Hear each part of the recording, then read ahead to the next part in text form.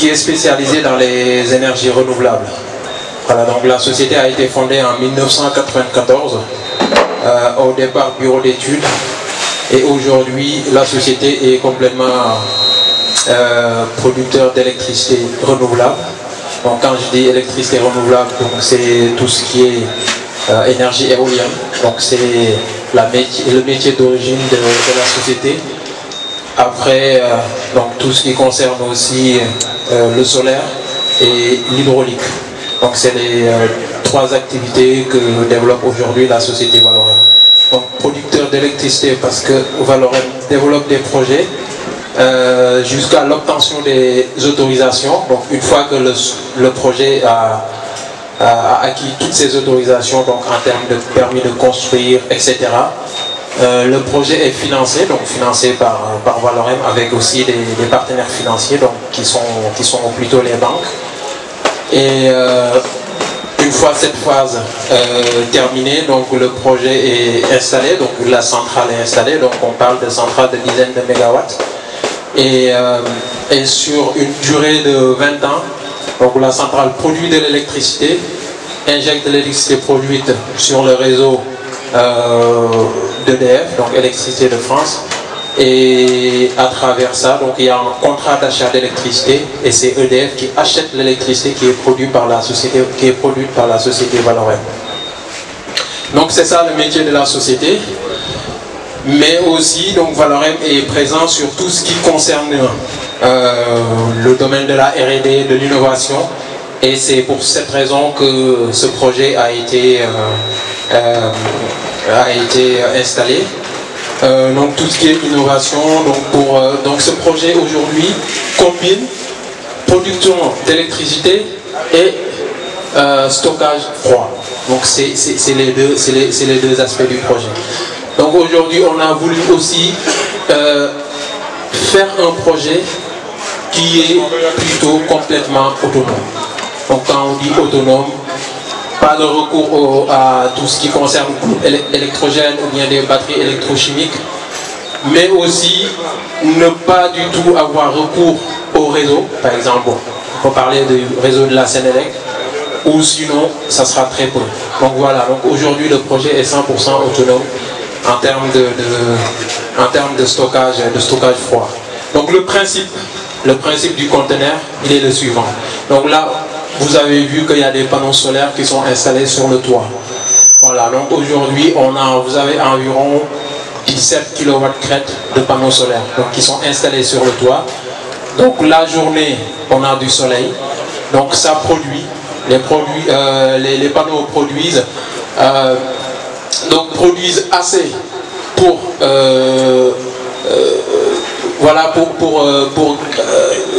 refroidir la chambre froide. Donc directement, mais aussi la production étant il y ait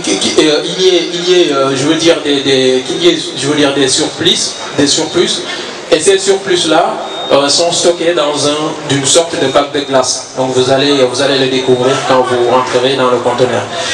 Donc du coup le soir, donc il n'y a plus de soleil, donc c'est le bac de glace qui est congelé, qui va dégeler la nuit, pour continuer à maintenir la température donc comme on a défini au départ. Donc aujourd'hui le conteneur peut aller jusqu'à moins 18, mais ce projet, donc il n'y avait pas ce besoin là, donc le besoin était plutôt du froid positif. Donc aujourd'hui on est sur entre 0 et 5 degrés. Voilà, donc tout le temps, toute la journée, donc en permanence. Voilà, donc voilà à peu près le principe du stockage. Voilà, donc aujourd'hui vous avez dans le conteneur 35 mètres cubes. On peut stocker jusqu'à peu près environ 5 tonnes. Voilà, 5 tonnes de poissons avec des caisses de poissons d'environ 50 kilos, je crois. Voilà, mais bon, après ça, Madame Gay va vous en dire davantage, parce que c'est plutôt elle qui gère cette partie-là. Donc pourquoi ce projet-là, comment il est né? Donc le projet est né en 2014, donc un voyage que la direction de Valorem, notamment son président fondateur et le directeur général, donc, qui sont venus sur invitation à l'époque du ministre Ali Haïdar, qui était ministre de la pêche à l'époque. Donc on est venu au Sénégal, on a visité quelques quais de pêche, voilà.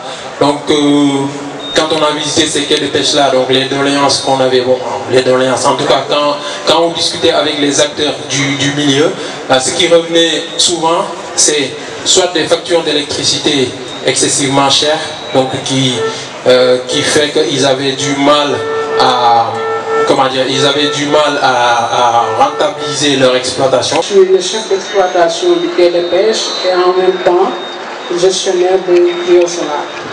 Donc Trio Solar, comme Djadji l'a si bien dit, c'est un projet test dont Mbour a bénéficié et que nous en sommes très satisfaits. Pour la gestion de Trio Solar, nous mettons en exergue l'aspect traçabilité. C'est pourquoi Valorem a créé une application et cette application permet à distance pour eux de suivre les entrées et les sorties. Et chaque fois que l'application, elle est là. L'application, elle est ici installée dans un portable.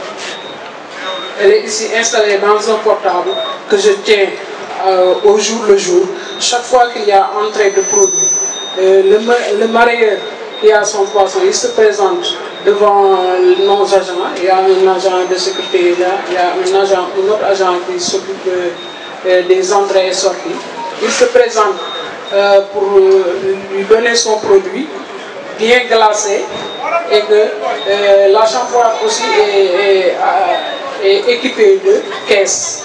Il y a des caisses, différentes sortes de caisses. Il y a des caisses de 60 litres, il y a des caisses de 45 litres et il y a des caisses de 75 litres. Il y a 3 formes de caisses et chaque caisse a son prix. Bon, le mareyeur qui se présente avec son poisson bien glacé et le manutentionnaire s'approprie du produit, il le met dans la caisse appropriée au prix ou bien au contenant au contenant adapté au poisson qu'il a et il le met dans la chambre froide. Au même moment, il lui fait un bordereau pour marquer le type de poisson, le jour où il a fait entrer son poisson, le poids et le jour de sortie, il laisse ça, il lui donne une reçue et il garde le duplicata. Et le numéro de la caisse. Comme ça, après avoir fait ça, c'est en ce moment-là, si je suis là, je fais l'entrée dans l'application. Si je ne suis pas là, parce que je ne suis pas toujours là, il fait une photo du bordereau, il m'envoie ça par WhatsApp que je puisse gérer ça à temps réel. Comme ça, les gens de Valorem, sont à temps réel, ceux qui entrent et ceux qui sortent dans la chambre froide. Les prix. Quand le mareyeur fait l'entrée de ses caisses, le nombre de caisses est mentionné sur le bordereau, le prix aussi. Comme ça, les recettes que nous encaissons sont directement suivies par Valorem. C'est comme ça que se passe l'exploitation. En plus, il y a la gestionnaire de la qualité qui suit tout ce qui est traçabilité, tout ce qui est hygiène et qualité. Parce qu'il y a des normes. Parce qu'on veut faire une innovation en termes de qualité, en termes de gestion surtout. Nous-mêmes, nous avons des chambres froides, mais électriques. Nous avons des problèmes avec l'électricité. C'est pourquoi nous saluons vraiment l'arrivée de ce projet, qui est un projet autonome. Et que nous avons beaucoup de soleil au Sénégal, donc ces types de projets-là peuvent vraiment perdurer. Mais il y a une autre partie, machine. Et cette machine-là est reliée à une application qui permet de contrôler ce qui entre, ce qui sort à distance. Mais aussi toutes les performances en ce qui concerne la production énergétique. C'est seulement ça. Tout en espérant que la visite va vous éclaircir sur beaucoup de choses concernant le projet qui est mis en place. En tout cas, nous, à notre niveau, on salue le projet à sa juste valeur, puisque qui dit produit de pêche, dit hygiène et qualité, dit moyen de conservation. Avec aussi les exigences de l'Union européenne, c'est un projet qui vient à son heure pour nous aider à sauvegarder au maximum les prix des produits de pêche, tout en sauvegardant aussi notre agrément. Bon, je me présente Omar Gueye, président du GIE, Ndiagandoy, c'est le trésorier, Abdouré, c'est le chargé de la zone Europe, Abdou Aziz Sall, c'est le comptable, Aminata Gueye, c'est la chef d'exploitation, après elle va revenir sur le fonctionnement. Ndeye Khadi, c'est elle qui est chargée de l'hygiène, responsable de l'hygiène et de la qualité. Bon, Ramadiba, c'est une personne ressource au GIE. Abdelaziz, c'est le comptable. C'est comme ça. Ça reste aussi d'autres gens qui vont l'organisation. Il y a des organisations nationales et des organisations au niveau local. Bon, au fur et à mesure, comme vous le voyez, on a fait une assemblée générale. Moi, je viens d'être élu à la tête de ce GIE, ça fait tout juste 3 mois. Mais sur nos textes, chaque 4 ans, on fait des renouvellements des instances. Mais chaque organisation aussi présente 10 membres pour l'Assemblée générale.